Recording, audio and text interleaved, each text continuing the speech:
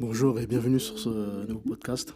Ce sera une petite introduction assez courte pour présenter un peu le podcast pour ce premier épisode. Je reviens sur un voyage que j'ai effectué il y a quelques années en Guadeloupe, ma terre d'origine, plutôt la terre d'où sont originaires mes parents, où sont nés mes parents.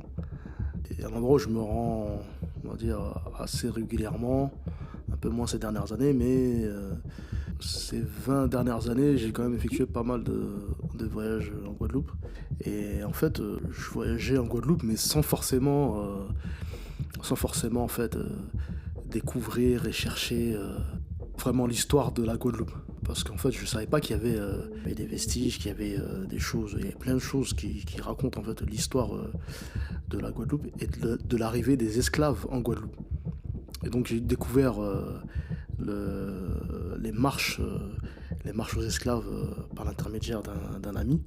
Il nous a guidés, il nous a instruits sur ce site qui est vraiment riche d'expérience. Et franchement, j'ai appris pas mal de choses. Et on va dire à partir de là, j'ai commencé à faire beaucoup de recherches sur, euh, sur, sur l'histoire de la Guadeloupe de manière plus profonde. C'est pas que avant je cherchais pas d'informations sur la Guadeloupe ou mes origines, loin de là, mais en fait là ça a été vraiment l'élément déclencheur où j'ai accéléré un peu plus, où j'ai approfondi les recherches. Parce qu'en fait il y a beaucoup de choses, notamment à l'école, qu'on nous apprend pas, clairement. Et, euh, et voilà, là, en fait, ça a été vraiment Et en plus, par l'intermédiaire de cet ami, en fait, j'ai appris pas mal de choses qui m'ont poussé à chercher encore plus loin et de manière plus précise. Donc, c'est le premier épisode de mon podcast, un podcast dans lequel j'aborderai différents thèmes très, très larges. Donc, c'est un peu une petite présentation avant de rentrer dans différents sujets. Donc je reviens, comme je l'ai dit, sur un voyage que j'ai effectué il y a plus d'une quinzaine d'années en Guadeloupe. Donc voilà, ça me permet un peu de tester. Pour moi, c'est une première, donc voilà. Et donc moi, c'est Samuel Issa. Je vous souhaite la bienvenue et bonne écoute. Donc ici, on est où? On est à Petit Canal. On est à Petit Canal, sur le port Petit Canal. L'une des premières villes de commerce de la Guadeloupe, où le commerce humain et tout autre commerce qui se passait ici. Donc là en face, on a l'Afrique.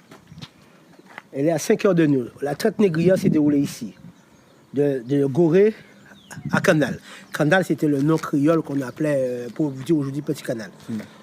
Donc lorsqu'ils récupéraient les esclaves qui étaient stockés sur toute la côte d'Afrique, ils étaient d'abord stockés à Gorée. Et ensuite, par la suite, quand ils faisaient les grandes traversées, la traite négrière, c'était ça. La plupart des esclaves, des Noirs qui sont dans le bassin caribéen, ont tous pris leur départ ici. Ils ont atterri ici.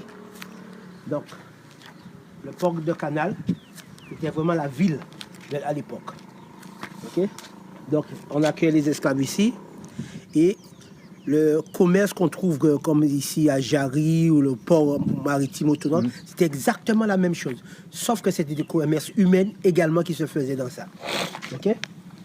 Donc on accueillait les esclaves là, ils étaient entassés et tout.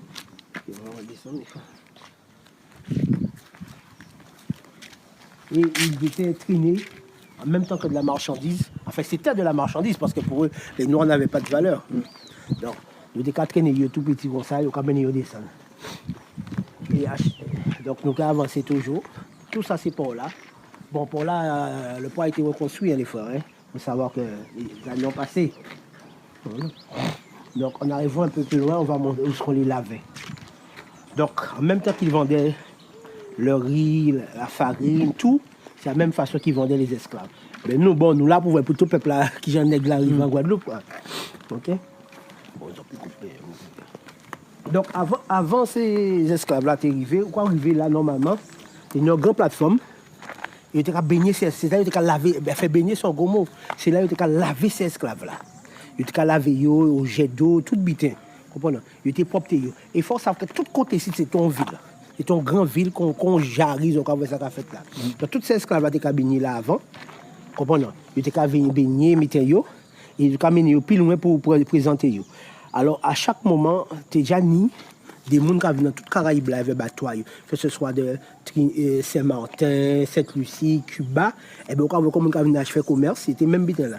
Donc, ils viennent des caravelles un peu de partout, et ils viennent acheter marchandises là. OK? Donc, nous avons avancé. Après, ils ont lavé ces bougas, ils ont présenté plus loin à la marche des esclaves. Mais nous avons avancé toujours. Donc, il faut savoir que côté site, là, on est arrivé là, où tu as chaque boutique différente pour chaque bitin. Comment vous dire? Tout ça, c'était commerce. C'était vraiment commerce qui était là. Donc, net, tu as fait partie des marchandises. Donc, tu as trouvé même des gens qui ont des sacs de farine ou tu as trouvé l'eau pour acheter aussi. Comment? OK? Donc, là, à présent, on voit, avait le temps, l'histoire là, tout était disparaître. Mais vraiment que.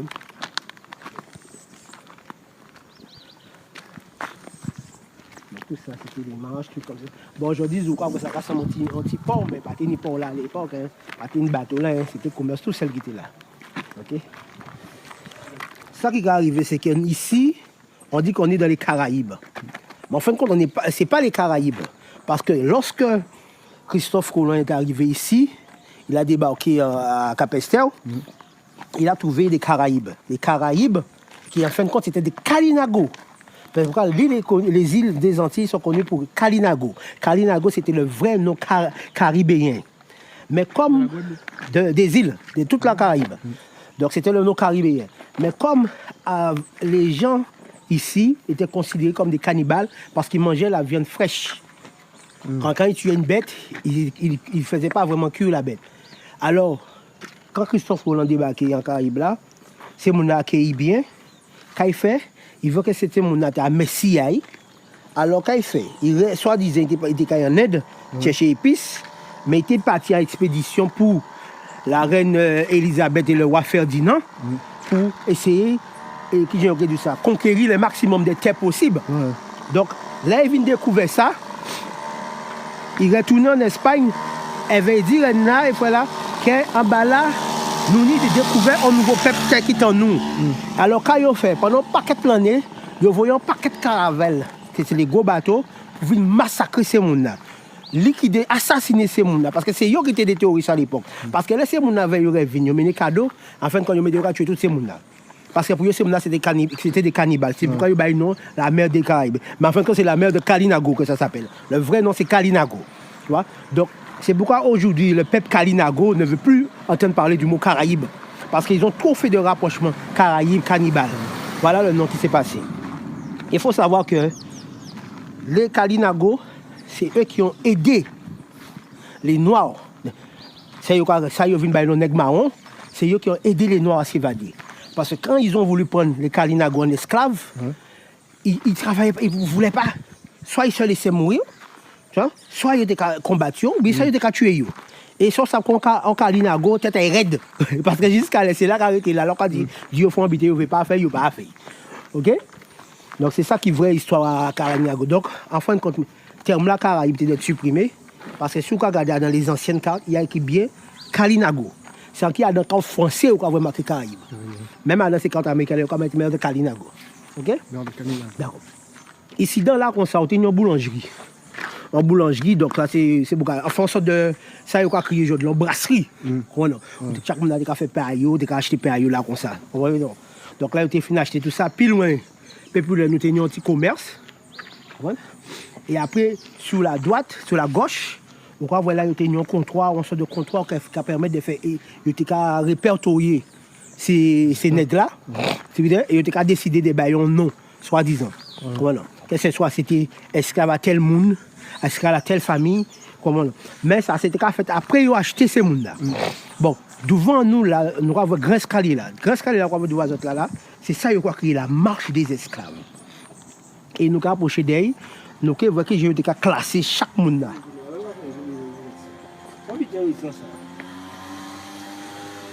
Ça a tout laissé.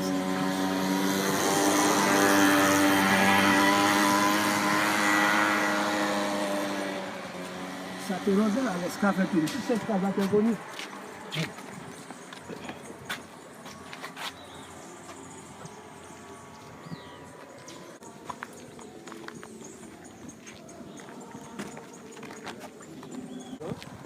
Là, il va c'était la marche des esclaves. C'est-à-dire chaque fois, il était qu'à commencer vente là, il était qu'à classer ces esclaves là par ethnie. Donc, il était à voir ces toujours. Bonjour. Bonjour. Donc, regardez, la façon dont les escaliers ont été construits, c'est vraiment l'ancienne. Ça n'a rien à voir avec le béton. Donc, sous chaque marche, ils mettaient chaque ethnie différente. Chaque ethnie différente. Tu vas voir les Connards, il y a les Peuls, il y a les tout couleurs. Voilà, tu regardes sur le côté, ils étaient bien affichés comme ça à l'époque. Et la vente se déroulait sur le bas là. Donc, à ce moment, il faut savoir que les Peuls c'était déjà grands, petits, ils choisissaient seulement leur ethnie. Donc, à un moment donné, ils ne voulaient pas trop mélanger. Donc, ils étaient tous entassés comme ça. Donc, tu as plusieurs, hein. Sur les Souniqués, les Peuls, il y a les tout couleurs. Sur la gauche, tu as tous les Nétafis. Donc, chaque tas d'esclaves était installé comme ça, là, tac, tac, tac. Et les gars, ils choisissaient leurs esclaves. Donc, celui qui cherche un gars assez, plus souvent, les plus, ils cherchaient des gars assez forts, grands, baraqués, c'est connu pour les Peuls ou encore les Souniqués. Tu vois? Alors, tout marche avec la découverte. Alors, le marché était là. Alors, c'est comme un. Donc, les gars, ils appellent, je vais celui-là, je vais celui-là. Donc, ils descendaient et le prix était donné ici. Tu vois? Et chacun achetait leur truc. Tu vois? Et ensuite, une fois que la vente était terminée, ceux qui n'étaient pas vendus, on les ramenait dans les prisons en attendant que les autres acheteurs venaient. Donc, ces acheteurs-là, ils étaient qu'à sortir, que ce soit dans les îles à côté. Mais ils arrivaient en bateau, hein, ils arrivaient en bateau. C'est que c'était le commerce. Ils arrivaient en bateau. Ceux qui étaient prêts à la vente tout de suite, ils étaient vendus. Les aides étaient ramenés dans l'ancienne prison qu'on ira voir tout à l'heure. OK? Donc, lorsque l'église a été construite, c'est l'ancienne église, elle a été très, très, très bon premier. Et elle cautionnait beaucoup cette vente-là, parce que tout le monde sait que le pape Nicolas V qui a autorisé et béni l'esclavage. Et à partir de là, on baptisait tous les gens. Il fallait tous qu'ils deviennent chrétiens, tu vois, qu'ils veulent ou pas. C'était systématique. Et le nom était changé après. Donc une fois chacun repartait avec sa marchandise, parce que c'était considéré comme une marchandise à l'époque, dans ces îles à côté, et tout le monde. Et tout le reste, maintenant, on va repartir à la prison là-bas pour voir. Mais tout se déroulait dans ça. Je vais prendre les noms. Là. Ouais, vas-y, filme les noms. Mais les noms, c'est par ethnie. Hein. Ouais. Chaque ethnie, les Yoruba, les Souniqués, les Peuls, ils étaient vraiment tassés par ethnie. Donc, effectivement, ensuite, je me suis rendu sur les marches qui mènent à l'église, qui se retrouvent au sommet des marches. Et sur la première marche, on voit inscrit l'ethnie, les Congo. Ensuite, l'ethnie, les Yoruba, les Ibo, les Wolof, les Peuls, les Bamilinké. Donc, ce sont principalement ces ethnies qui ont été vendues sur ces marches. Après, ça ne veut pas dire qu'il n'y avait que ces ethnies-là. Donc, c'est les ethnies, on va dire, entre guillemets, majoritaires. Après, il faudrait peut-être faire des recherches plus approfondies pour avoir vraiment l'exactitude du pourcentage par ethnie. En fait, ça donne déjà une ordre d'idée la provenance des esclaves. Parce que aujourd'hui, on sait que voilà, telle ethnie se trouve plus dans tel pays, et ainsi de suite. Donc, voilà.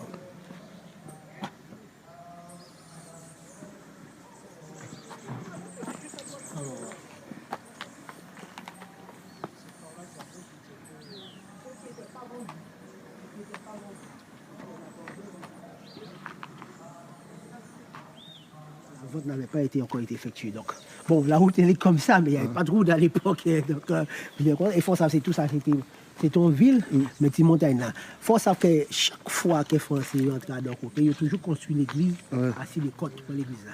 Assis les côtes pour montrer que c'est le christianisme, c'est même qu'à dominer. Parfois, c'est même français, c'est tout partout ça. Que ce soit depuis l'Occident arrivé, c'était ça quoi. Pour imposer. Pour t'imposer que c'est suprématie christianisme. Voilà. Bon, tout ça, c'était à l'époque, c'était des côtés qui présentaient belle bité, parce que c'était un marché. Donc, il y avait habité, quoi. Donc, à nous, quand nous, on se dirige vers la prison, l'ancienne prison où étaient détenus des esclaves qui n'étaient pas vendus ou qui étaient attendus à la vente également.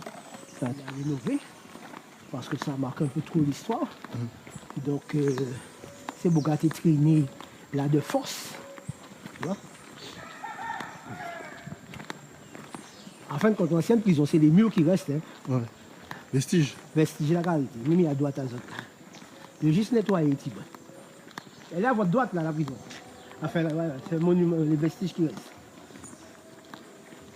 Ben, elle dominait un peu sur tout ça. Là, tu vois. Il y avait une entrée, mais les murs sont tombés au fur et à mesure.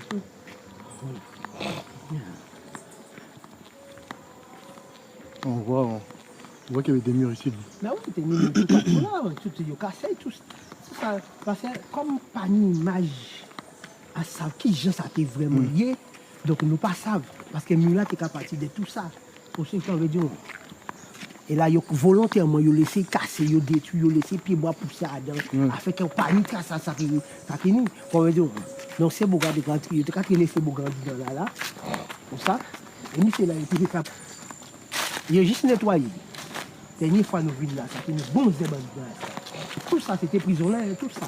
Donc nous avons essayé d'entrer dedans, regarder qui gens cachent la télé.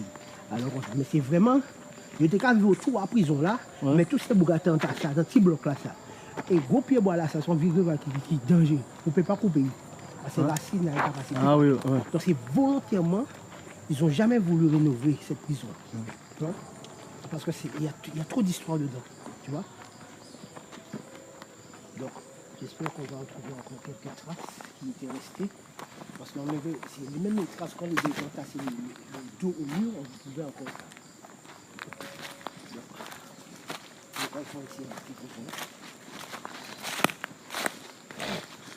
Donc là, les gars, on arrive à l'endroit où beaucoup de nos ancêtres étaient enfermés pendant, mais vraiment des longues nuits, à peine ils étaient nourris, comme ça. Au fil des années, les murs sont encore là, mais ils sont très fragiles, donc faites attention. Donc voilà.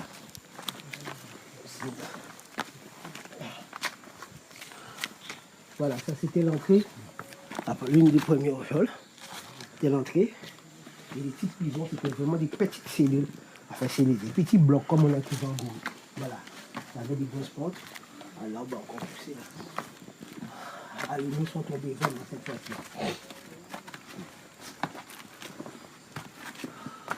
C'était quand il y a des traces à Doa-Sebouga. Doa-Sebouga, parce qu'ils étaient entassés ils étaient tellement tassés dans le mur qu'on trouvait, il y avait des traces qui étaient restées lors de ma dernière visite ici.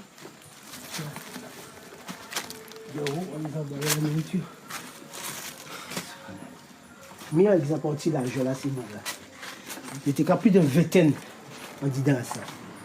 Regardez ça. Franchement, je vais pas chercher.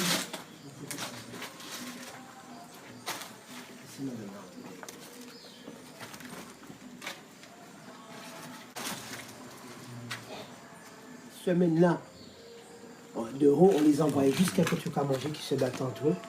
On a trouvé des traces qui mangeaient même leurs excréments parce qu'ils n'avaient pas à manger. Même les fers, ils ne pouvaient pas s'échapper parce que le ferraille était tellement dur qu'il a encore résisté avec le temps. Ils étaient combien de personnes dans ce... On n'a pas le chiffre exact, c'est l'un contre l'autre. Parce qu'on les retrouve, on trouvait beaucoup d'entre eux morts, qui étaient morts là-dedans. Il y a beaucoup d'entre eux qui sont morts là-dedans, qui sont restés, même après l'abolition, qu'on a voulu dire, beaucoup de cadavres. Là.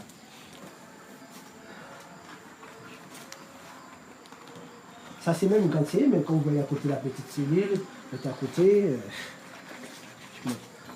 à peine c'est respirait. Et ceux qui étaient restés trop longtemps là, on les sortait, on les ramenait lorsqu'il y avait des acheteurs, pour les laver au même endroit où je vous ai montré, là, qu'on les lavait au tuyau, tout comme ça. Là. Bon, au fil des années, ils n'ont jamais voulu rénover cette prison. On sait pourquoi. C'est vraiment des petites cellules avec des grosses portes, impossible de s'échapper. Bon, il faut voir qu'ils étaient emprisonnés aussi par ethnie, hein, de façon pour pouvoir les retirer.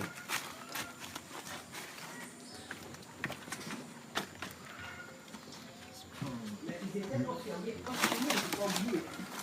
étaient enfermés, très important, ils étaient emprisonnés, enchaînés. Malgré qu'ils étaient en prison, ils étaient encore enchaînés l'un à l'autre. Pourtant, on voit les murs, ils ne pouvaient pas s'échapper, mais ils étaient enchaînés. Regarde. Non, arrière-grand-père. Du coup, il est de 90, 92, 93 ans à peu près. c'est le maître. Il disait, oui, mais tu sais, il faut te libérer de ça, le maître n'a pas trop ça. Non, il se sentait bien parce qu'il était habillé propre. L'autre qui travaillait dans les champs, il était tout le temps sale. Et il mangeait le reste. Donc, ceux qui venaient, on disait, non, mais non, on ne peut pas rester ça, on n'a pas d'esclaves, esclaves. Bon, ils se sont essayé de les motiver pour qu'ils se libèrent. Non, ils ne voulaient pas du tout. Ceux des champs voulaient, mais les autres ne voulaient pas. Donc, tout doucement, à chaque fois qu'un esclave fuyait, soit on le ramenait, on le pendait. Il y a beaucoup d'esclaves qui ont été pendus dans la zone, où exactement, je ne sais pas, où il était frité, où eux, ils se coupaient les jambes, carrément. Quand ils fuyaient 2-3 fois, on leur coupait la jambe. Oui, oui. Et souvent, on lâchait les chiens pour aller les récupérer. Donc, les esclaves Negmao maintenant qui trouvaient un esclave qui évadait, ils le ramenaient avec lui dans les bois. Et ensuite, tout doucement, ils ont mis en place cette forme de pouvoir, cette libération. Donc, les femmes esclaves, c'est eux qui préparaient la nourriture pour amener le soir aux esclaves qui étaient en fuite. D'où on a une histoire qu'on parle souvent aux Antilles, qu'on parle de la femme potomitan. La femme potomitan, veut dire, c'est la femme qui... Comment on peut traduire ça? Le pilier de la famille, quoi, le matriarche. La matriarche, mais c'est elle qui gérait. qui gérait le truc. Donc elle était dans les confidences. Potomitan. Potomitan.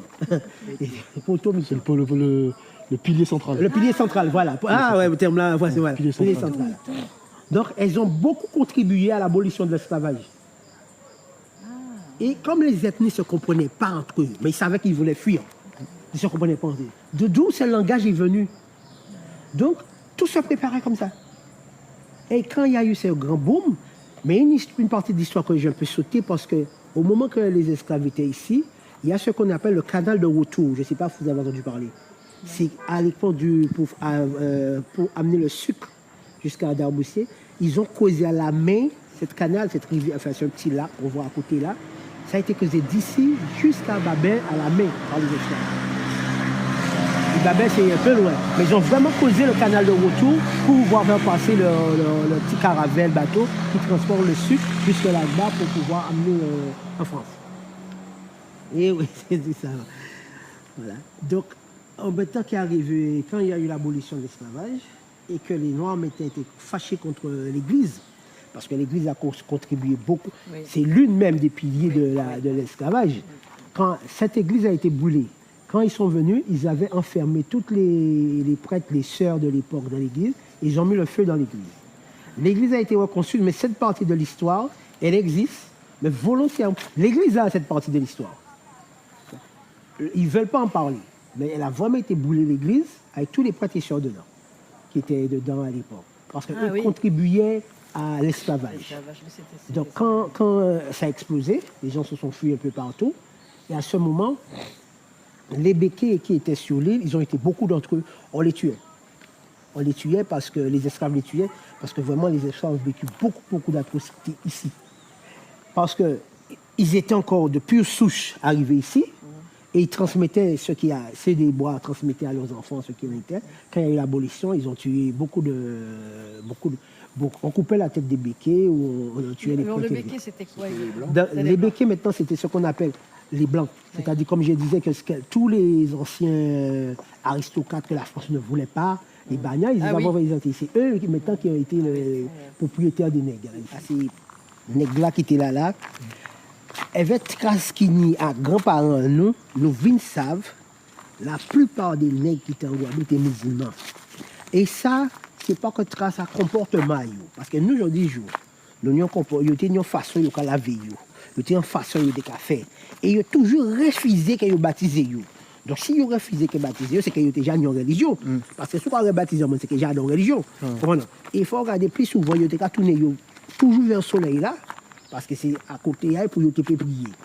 Donc, si on a refusé le christianisme, refusé de soumettre en photo à soi-disant Jésus au Téni, donc nous avons trace qu'après ça, on a quoi dans le ciel. Voilà, c'est déjà une preuve pour nous quoi dans le ciel.